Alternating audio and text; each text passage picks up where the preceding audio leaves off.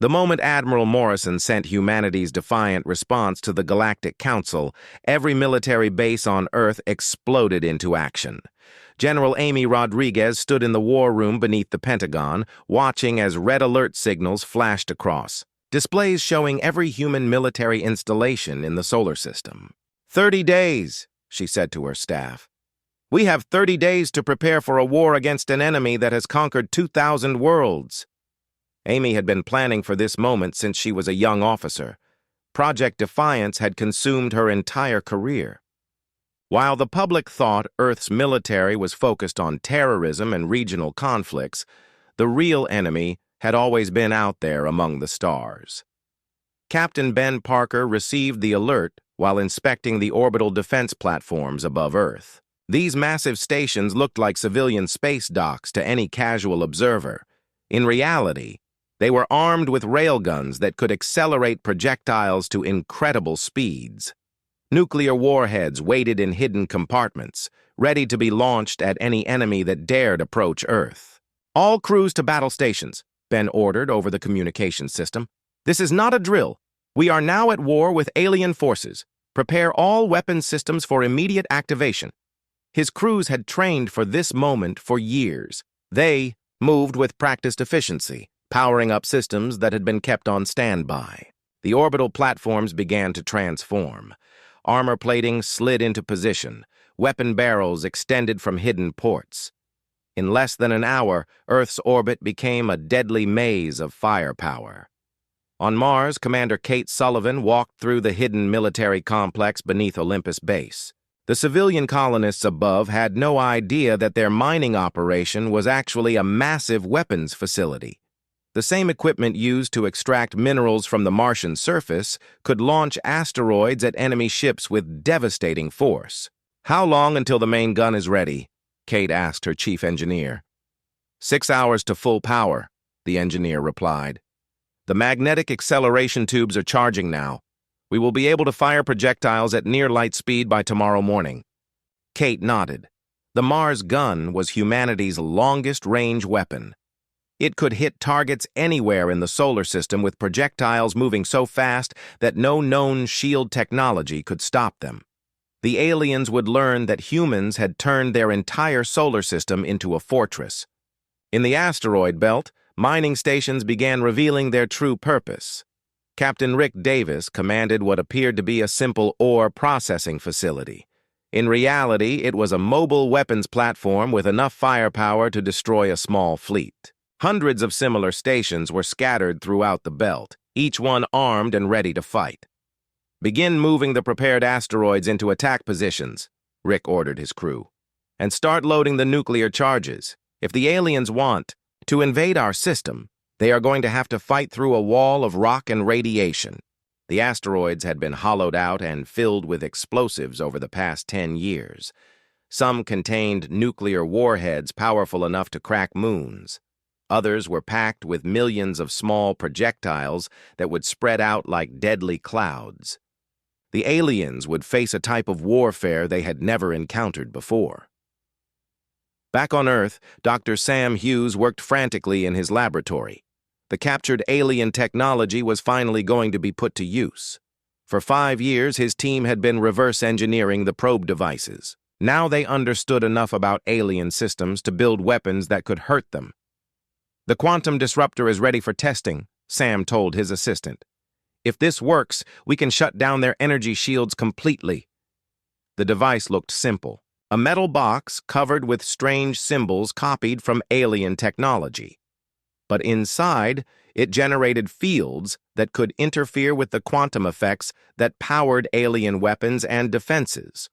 One small human innovation might level the playing field against superior alien technology. President Hamilton addressed the world from the White House. His speech was broadcast to every nation on Earth and every human colony in space. The message was simple and direct. My fellow humans, we are no longer alone in the universe. We have made contact with an alien civilization that calls itself the Galactic Council. Unfortunately, this first contact is not peaceful. The aliens have demanded our surrender. They want us to abandon our colonies and submit to their rule. The president paused, letting his words sink in. Around the world, people stopped what they were doing to listen. I am here to tell you that humanity will never surrender. We will never abandon our dreams of exploring the stars. We will never bow down to alien masters. If they want to take our freedom, they will have to fight for it. Cities around the world erupted in cheers.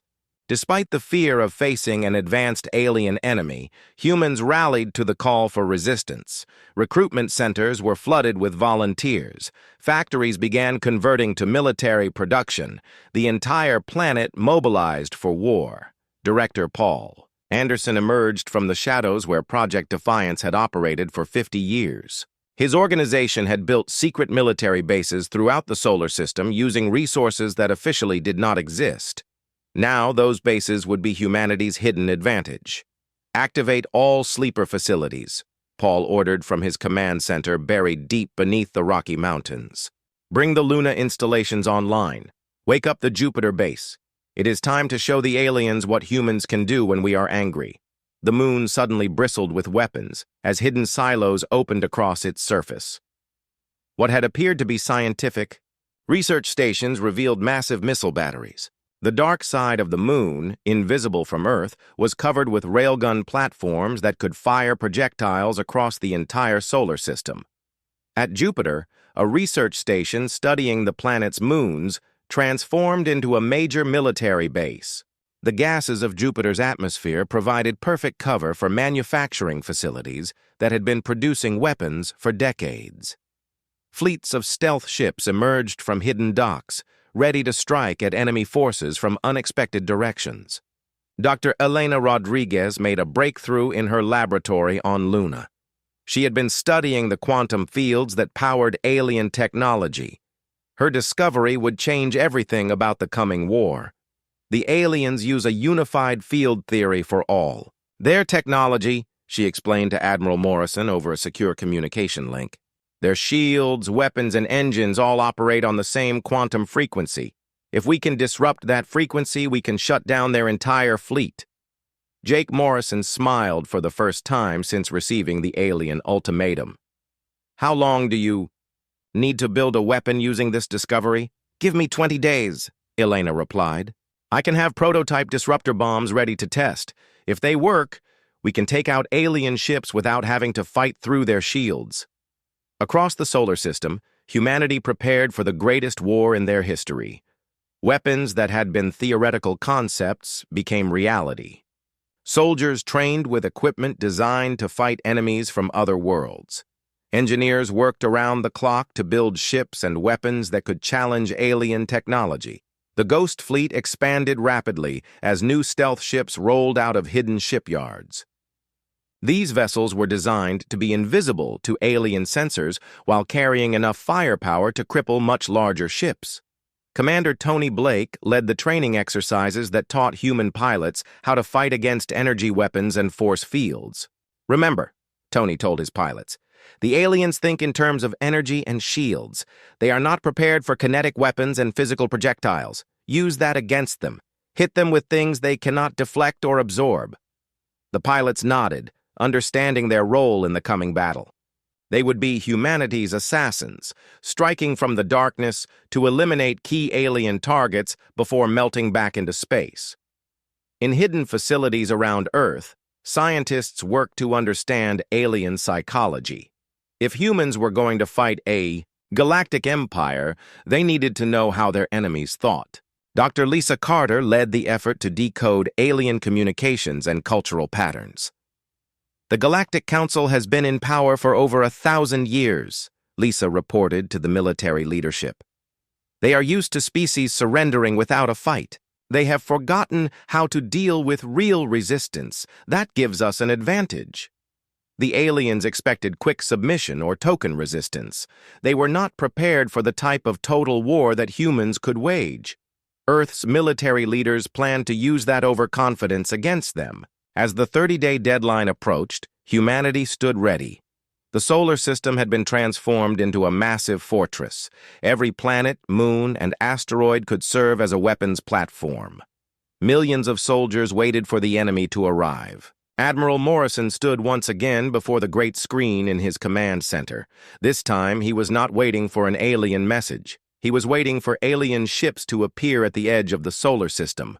When they came, they would find humanity ready to fight. The war for Earth's freedom was about to begin. War Commander Thexulan of the Hegemony species stood on the bridge of his flagship as 3,000 council ships emerged from hyperspace at the edge of the Sol system. The human sun blazed in the distance, an ordinary yellow star that should have been easy to conquer. His fleet represented the combined military might of dozens of species. No single world had ever resisted such overwhelming force. "Begin the standard invasion protocol," Thexulan ordered his crew. "Send scouts to assess planetary defenses. Prepare boarding parties for the orbital installations. This should be concluded within one standard day." The Council had fought thousands of wars across the galaxy. Every species eventually surrendered when faced with such massive force. Humans would be no different. They were a young race with primitive technology. Their resistance would collapse quickly once they saw the true power of the Galactic Council. Captain Rick Davis watched the alien fleet appear on his sensors from his position in the asteroid belt. The mining station Olympus looked like a simple ore processor, but its weapons were already charging. All around the belt, hundreds of similar stations prepared for battle.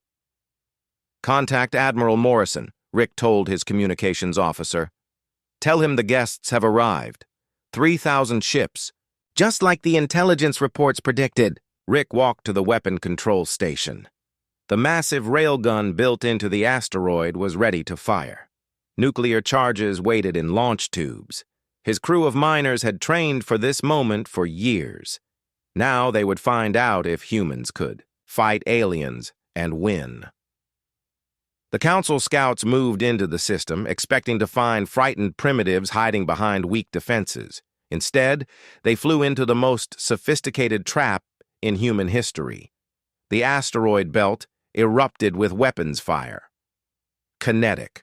Projectiles moving at incredible speed slammed into the alien scouts. Their energy shields, designed to deflect plasma and laser fire, offered no protection against chunks of metal and rock accelerated to near light speed. The first alien ships died in seconds, torn apart by impacts they had never experienced before. "Impossible," Thexulan said as he watched his scouts being destroyed. "Their weapons are primitive. How are they penetrating our shields?" His science officer studied the sensor readings with growing alarm. "War Commander, they are using kinetic projectiles. Pure physical mass accelerated to extreme velocities. Our shields cannot deflect solid matter moving at those speeds." Nuclear explosions bloomed throughout the asteroid belt as human weapons detonated among the alien scouts. The Council forces had never faced nuclear weapons before. Their technology had moved beyond such crude devices millennia ago. They had forgotten how devastating simple atomic bombs could be. Admiral Morrison watched the battle from Earth orbit. The first phase of humanity's defense was working perfectly. The aliens were confused and taking heavy losses, but this was only the beginning. The real battle would start when the main alien fleet moved deeper into the system. "All units, execute. Plan Ragnarok," Morrison ordered. "Show them what happens when they threaten Earth." Captain Ben Parker commanded the orbital defense platforms above Earth. As the alien fleet approached, his stations revealed their true nature. Armor plating slid away to expose massive railgun barrels.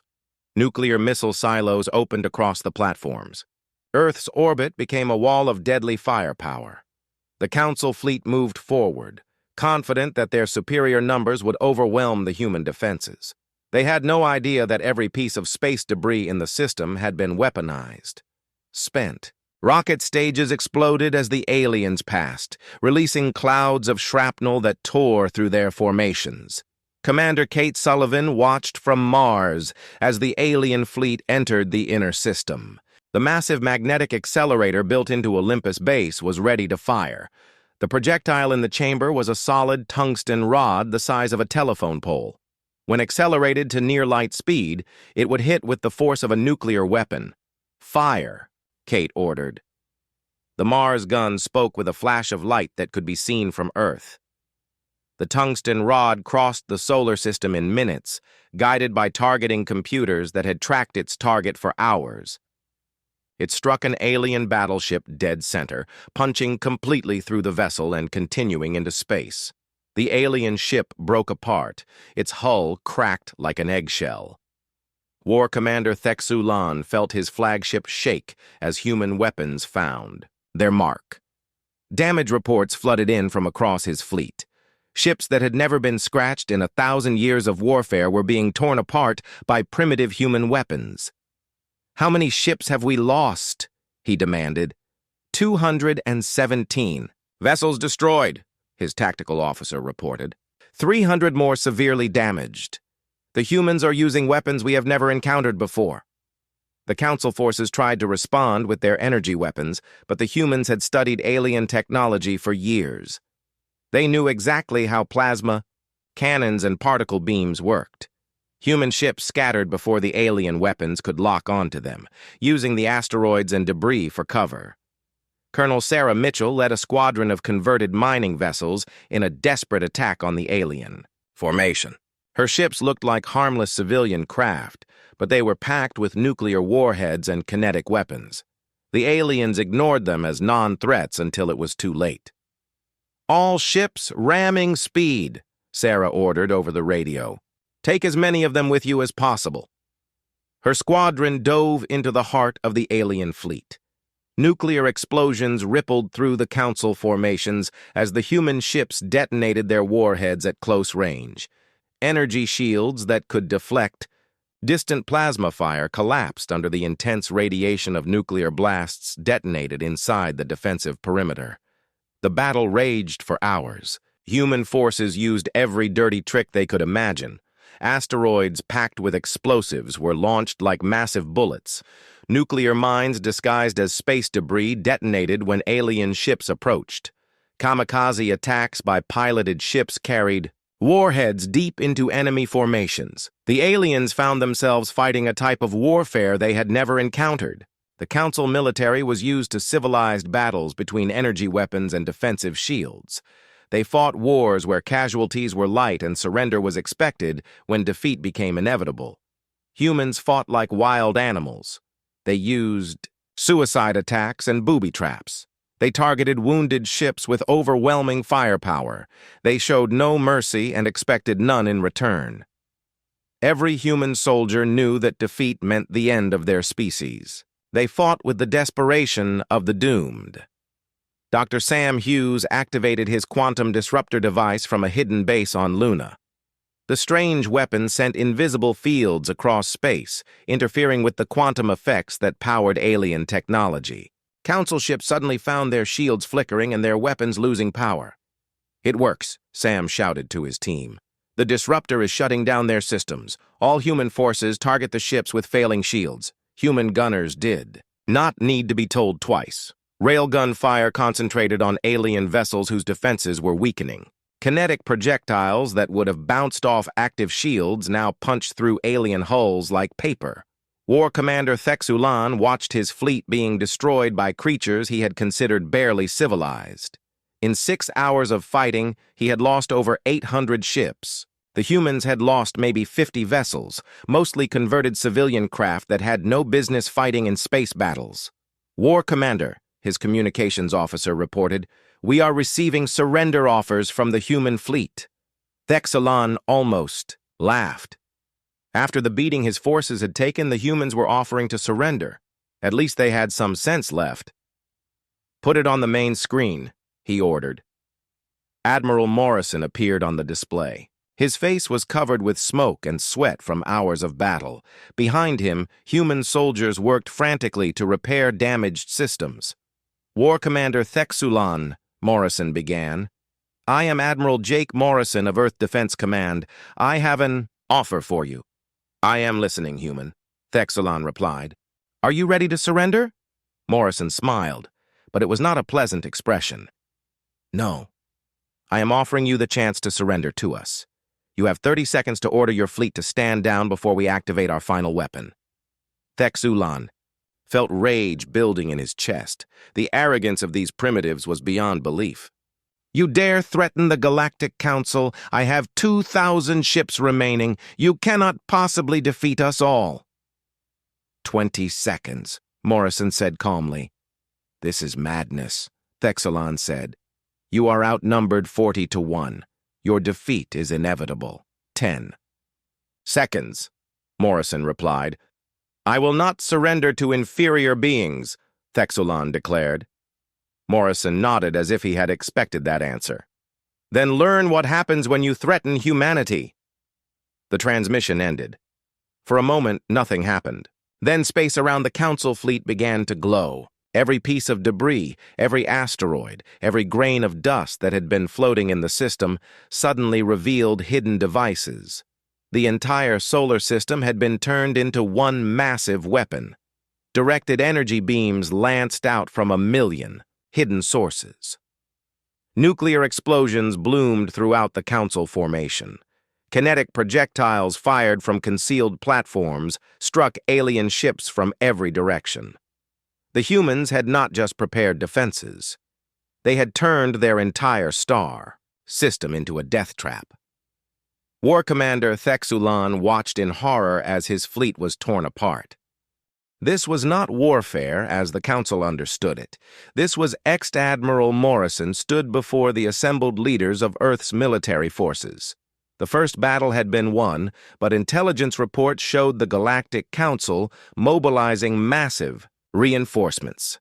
The next alien fleet would be 10 times larger and far more prepared for human tactics.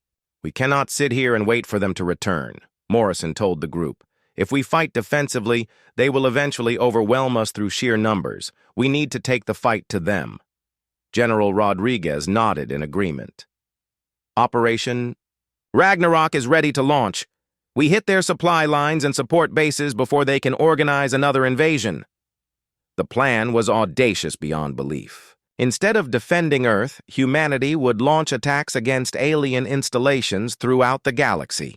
It was either brilliant strategy or complete madness, most likely both. Commander Tony Blake received his orders while his Ghost Fleet was resupplying at the hidden base on Luna. His stealth ships were perfect for the deep strike missions that would begin humanity's offensive campaign. "Your target is the Council supply depot at Kepler 442, Morrison explained over the secure communication link. "Intelligence indicates they are stockpiling weapons and fuel for the next invasion. Destroy everything." Tony studied the star charts showing the alien system. It was over 1,000 light-years from Earth. The journey would take his ships through territory controlled by hostile aliens. If they were discovered, no rescue would be possible. "Understood, Admiral," Tony replied. "When do we leave?" "Immediately. The Council thinks we are primitive creatures hiding in our home system. Time to show them how wrong they are." The Ghost Fleet departed Luna using experimental quantum displacement drives. The technology had been reverse-engineered from captured alien devices, but human engineers had improved it significantly. Where alien ships needed hours to charge their hyperspace engines, human vessels could jump almost instantly. On Earth, Dr. Lisa Carter worked to decode captured Council communications. The aliens were panicking. Their military leaders could not understand how a primitive species had defeated such a large fleet. The psychological impact of the victory was spreading throughout the galaxy. "Admiral, you need to see this," Lisa said as she displayed the decoded messages. "The Council is having internal problems. Some species are questioning whether the war should continue." Morrison read the intelligence reports with growing interest. The Galactic Council was not as unified as they pretended to be. Many member species had been conquered by force and held in line through fear. Humanity's victory was giving them hope that resistance was possible. "Can we make contact with any of these dissenting species?" Morrison asked. "I am working on it," Lisa replied. "The Kithera appear to be the most promising. They were one of the first species conquered by the Council, over 500 years ago. Their homeworld is in the same sector where Commander Blake is heading. This opened up new possibilities for humanity's war effort. If they could find allies among the Council's own member species, the balance of power could shift dramatically.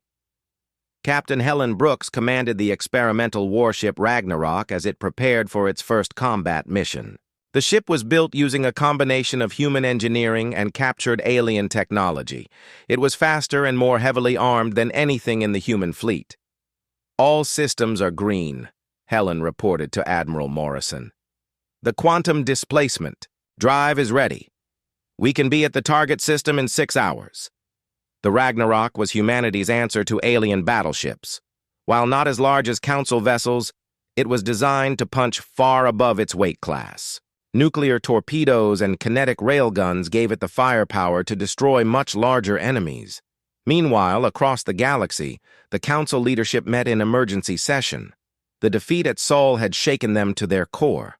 For over 1,000 years, no species had successfully resisted their military might. Now, a primitive world had destroyed 1,500 of their ships. Supreme Counselor Velthara of the ethereal species called for calm. "We must not let emotion cloud our judgment. The humans used surprise and desperation to win a single battle. They cannot sustain such resistance against our full strength." War Commander Thexulan disagreed. His report painted a very different picture of human capabilities. "These creatures fight like nothing we have encountered before. They use weapons we thought were obsolete. They employ tactics that violate every rule of civilized warfare."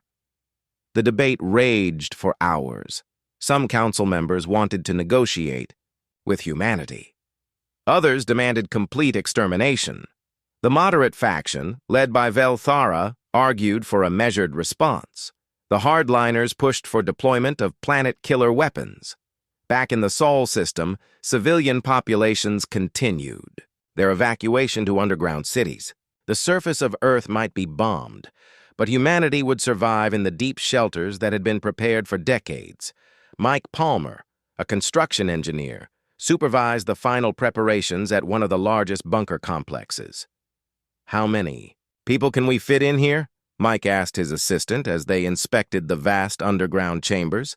50,000 at full capacity," came the reply. "Food and water for 10 years. Air recycling systems that can run for 50 years. If the surface gets destroyed, we can rebuild from these shelters." Similar bunkers existed under every major city on Earth.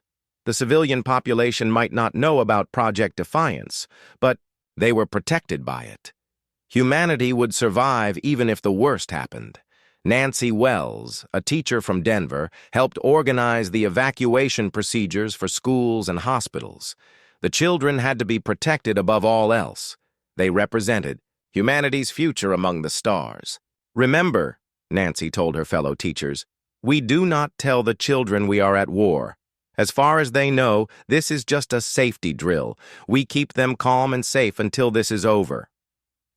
Commander Tony Blake and his Ghost Fleet emerged from quantum displacement near the Kepler 442 system. Long-range sensors showed exactly what intelligence had predicted. A massive alien supply depot orbited the fourth planet, surrounded by hundreds of cargo ships and transport vessels. "All ships, maintain stealth protocols," Tony ordered over. The tactical network. "We hit the fuel storage first, then the weapons depot. Maximum damage in minimum time." The stealth ships approached the alien base like sharks moving through dark water. Their hulls were coated with materials that absorbed sensor beams. Their engines ran silent and cold. The aliens had no idea death was approaching. The attack began with nuclear torpedoes striking the fuel storage tanks. Massive explosions rippled through the alien facility as stored antimatter and exotic fuels detonated. The supply depot, built to service thousands of ships, became a blazing inferno visible from orbit. "Direct hit on primary target," Tony's weapons officer reported. "Secondary explosions throughout the facility. The entire depot is breaking apart." Ghost Fleet ships emerged from stealth to finish the job. Railgun fire swept through the cargo vessels trying to escape. Nuclear warheads detonated among the transport ships. In less than an hour, the Council had lost enough supplies to fuel an entire invasion fleet. As the human ships prepared to retreat, they received an unexpected communication on an old council frequency. The message was encrypted using codes that were decades out of date. Human vessels, this is Engineer Kixandra of the Kythera Resistance. We have been monitoring your attack. We wish to speak with your leaders. Tony made a command decision that would change the course of the war. Instead of returning directly to Earth, he ordered his ships to rendezvous with the Kythera representatives at coordinates they provided. The meeting took place in an abandoned asteroid field. The Kythera ship was small and old, but it carried information that was priceless. Engineer Kixandra was a member of an underground resistance movement that had been fighting the Council for centuries. Your species has accomplished something we thought impossible, Kixandra told Tony through the translation device. You have defeated a Council fleet in open battle. This gives hope to every enslaved species in the galaxy. The Kythera offered to share intelligence about Council military installations and troop movements. In exchange, they wanted human weapons and training in guerrilla warfare tactics. It was the beginning of the Liberation Network. Back on Earth, Admiral Morrison received Tony's report with satisfaction. The first strike mission had been a complete success. More importantly, humanity had found potential allies among the Council's own subjects. How many species are involved in this resistance movement? Morrison asked during the debriefing. At least 12 that we know of, Tony replied. Possibly more. The Kythera say that news of our victory is spreading throughout the galaxy. Species that have been conquered for centuries are starting to believe they can fight back. This changed everything about humanity's war strategy. Instead of fighting alone against impossible odds, they could potentially lead a galactic rebellion. The Council's greatest strength, their vast empire, could become their greatest weakness if their subjects turned against them. Dr. Elena Rodriguez made another breakthrough in her research on Luna. Her quantum disruptor technology could be modified to affect Council communications systems. If deployed properly, it could blind entire alien fleets by disrupting their coordination networks. Admiral, I can have prototype. The galaxy was changing. News of humanity's victory over the Council fleet spread through the interstellar communication networks like wildfire. On worlds that had been enslaved for centuries, beings who had forgotten the meaning of freedom began to remember. The Liberation Network was growing stronger every day. Captain Dale Morrison, Admiral Morrison's son, piloted his diplomatic vessel through the dangerous space between Council territories. His mission was to establish contact with resistance movements on 12 different worlds. Each contact brought the risk of discovery and death, but the potential rewards were enormous. Approaching the Zephyrian system, his navigator reported. Long-range sensors show heavy Council patrol activity. They are definitely nervous about something. Dale smiled grimly. The Council had good reason to be nervous. Intelligence reports indicated that the Zephyrians, who had built most of the Council's advanced technology, were on the verge of open rebellion. If the galaxy's best engineers turned against their masters, the balance of power would shift dramatically.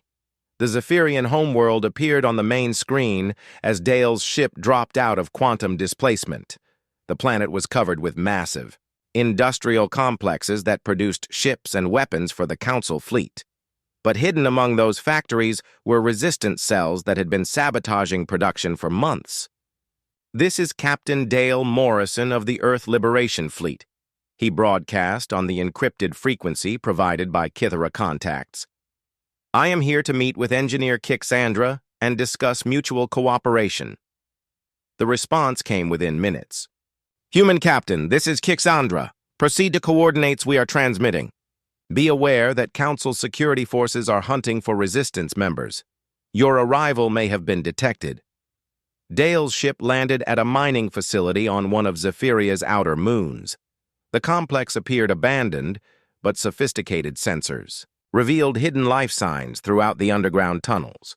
The Zephyrian resistance had built an impressive secret base. Engineer Kixandra met Dale at the airlock. The alien was tall and thin, with 4 arms that moved with mechanical precision. Their species had evolved to be natural engineers, capable of understanding the most complex technology with just a glance. "Welcome to the Liberation Network, Captain Morrison," Kixandra said through a translation device. "Your father's victory at Seoul has given us hope for the first time in centuries. We are ready to join your war against the Council." The meeting that followed would reshape the galactic conflict. Kixandra revealed that the Zephyrian resistance controlled significant portions of the Council's manufacturing capability. With their help, humanity could sabotage Council ships and weapons before they were even deployed. "We can provide you with complete technical specifications for every Council vessel," Kixandra explained. "Blueprints, weak points, operating procedures, everything you need to defeat them in battle." In exchange, the Zephyrians wanted human weapons and tactical training. Their rebellion had been limited to sabotage and passive resistance. They needed to learn how to fight open battles against Council forces. Back on Earth, Colonel Grace Murphy received disturbing intelligence from deep space monitoring stations. The Council was mobilizing forces unlike anything seen before. Battle fleets from across the galaxy were converging on staging areas near Seoul. "Admiral, we are tracking over 50,000 Council ships moving toward our sector," Grace reported to Morrison during the daily briefing. "This is not just another invasion fleet. They are bringing everything they have." Morrison studied the tactical displays showing enemy fleet movements. The numbers were staggering. Even with all of humanity's preparations and new alien allies, facing 50,000 ships seemed impossible. "What is our current fleet strength?" Morrison asked. 800 human vessels, including converted civilian ships," Grace replied. "The Ghost Fleet has been expanded to 200 stealth ships. Our defensive installations are at maximum readiness. The odds were worse than 60-1. No amount of tactical brilliance could overcome such overwhelming numbers through conventional warfare. Humanity would need a different approach to survive the coming assault." Dr. Sam Hughes worked frantically in his laboratory to develop new weapons that could even the odds. The quantum disruptor technology had proven effective against Council shields, but it needed to be deployed on a much larger scale. "I need more time," Sam told Admiral Morrison during their secure communication link. "The planet-wide disruptor array could work, but I need at least another month to complete the installation." "You have 2 weeks," Morrison replied. "Intelligence indicates the Council fleet will arrive in 15 days. Whatever you can have ready by then is what we fight with." Sam nodded grimly and returned to his work. The fate of humanity might depend on a single scientific breakthrough that was still weeks away from completion. On the other side of the galaxy, the Galactic Council leadership held emergency sessions as reports of spreading rebellion reached them daily. Supreme Counselor Velthara struggled to maintain unity among the member species as panic spread through the government. "The situation is spiraling out of control," Velthara announced to the assembled council. 17 worlds have declared independence in the past week. Our industrial production has dropped by 30% due to sabotage. The humans have started something that threatens our entire civilization. War Commander Thexulan pounded his fist on the council table. "This is what happens when we show weakness. The humans should have been exterminated immediately after their first act of defiance. Now every slave species in the galaxy thinks they can rebel." The debate grew heated, as different factions blamed each other for the crisis. Some council members wanted to negotiate with the rebels. Others demanded the use of planet-killer weapons against every world that showed signs of resistance. "We cannot destroy half the galaxy to maintain control," Velthara argued. "That would make us no better than the tyrants we claim to have replaced." "Better tyrants than extinct," Thexulan replied coldly. "The final sanction protocol exists for exactly this type of situation. Activate the planet killers and end this rebellion before it spreads further." The final sanction protocol was the Council's ultimate weapon, devices that could trigger stellar collapse, turning entire star systems into weapons of mass destruction. They had been used only once before, to end a rebellion over 500 years ago. The mere threat of their deployment had kept the galaxy peaceful ever since. Meanwhile, the Liberation Network continued to grow. Commander Kate Sullivan led a joint human-alien task force to liberate the mining colonies in the Centauri sector. The operation was a complete success, freeing over 1 million enslaved workers and capturing enough resources to fund the rebellion for years. "The Council's control is weaker than we thought," Kate reported to Earth after the mission. "Most of their subject species joined us willingly once they realized we could protect them. The Empire is held together by fear, and that fear is breaking down." Similar operations were taking place throughout the galaxy. Human special forces worked with alien resistance fighters to sabotage Council installations and liberate enslaved populations. Each success brought more species into the Liberation Network. Dr. Elena Rodriguez made a critical discovery while analyzing captured Council technology. The aliens used a centralized command structure that relied on quantum entanglement for instant communication across galactic distances. If that network could be disrupted, their entire military would be paralyzed. "Admiral, I have found the Council's weakness," Elena reported excitedly. "Their command structure depends on quantum communication nodes located throughout the galaxy. If we can destroy enough of these nodes, we can blind their entire fleet." Morrison saw the potential immediately. "How many nodes would we need to destroy to cripple their communications?" "Based on the network topology, taking out just 12. Key nodes would isolate most of their fleet," Elena replied. "Without coordination, their ships would have to operate independently. That would eliminate their numerical advantage." It was an ambitious plan that would require simultaneous strikes across the galaxy. But if it worked, the Council's massive fleet would become a collection of isolated ships that could be defeated piecemeal. The plan was designated Operation Silence. Human and alien strike teams would hit the 12 communication nodes at exactly the same moment, severing the links that held the Council military together. The timing would have to be perfect, and there would be no second chances. Captain Ben Parker volunteered to lead the most dangerous mission in the operation. The primary communication hub was located at the heart of the Council capital system, protected by the largest fleet in the galaxy, getting close enough to destroy. "It would be nearly impossible. I will take the Ghost Fleet's best stealth ships," Ben told Admiral Morrison. "If we can punch through their defenses, we can plant nuclear charges directly on the communication array. The explosion will be visible from anywhere in the system." As the preparations for Operation Silence continued, disturbing news arrived from deep space.